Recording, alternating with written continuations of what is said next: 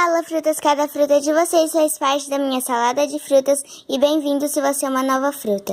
Hoje eu tô aqui para mostrar para vocês os brinquedinhos que eu ganhei do Animal Jam e também o do concurso. Então vamos começar. Primeiro eu ganhei essa raposa do Ártico aqui, olha. E ela veio com essa caixinha. Ela também veio com um código, só que só funciona uma vez. Eu também ganhei esse lince aqui, ó. Que ele vem com as asinhas. Opa, gente, deixa eu pausar aqui. Vem com as asinhas e com esse chapeuzinho aqui. O anel, você aperta aqui, ó. Daí ele fica com umas bolinhas, ó.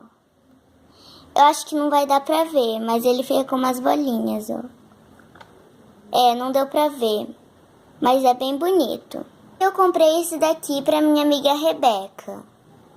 Olha, e quando aperta na bolinha aqui desse anel aqui, ó, aparece corações. Vou tentar mostrar pra vocês.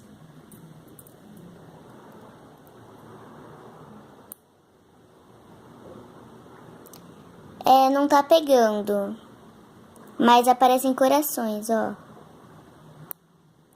Bem legal. Ele vem com esse negocinho aqui, eu acho que é um óculos, e com essas asas. Bem bonitinho. Ai, gente, aqui tem o pandinha do concurso. Ele veio sem a caixa, porque senão... a minha tia Ana, que ela trouxe os brinquedinhos pra mim dos Estados Unidos, não ia caber na mala dela. Então não deu pra ela trazer, mas eu não vou mexer aqui, ó, tá? Então se inscrevam pra esse concurso acontecer logo, né?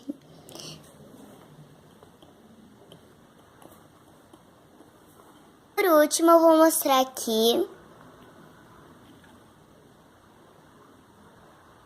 a minha bonequinha, que não tem nada a ver com Animal Jam, mas eu achei ela muito fofinha, então eu quis comprar.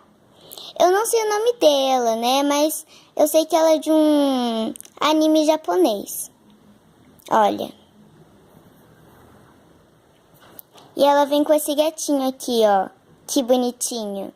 Muito fofo. A raposa veio nessa caixa aqui, que tá minha cobrinha. Mas é de mentira, é claro. Bom, mas então foi isso, gente. Espero que vocês tenham gostado. E eu cortei meu cabelo. Espero que vocês tenham gostado. E tchau, uau, uau, uau.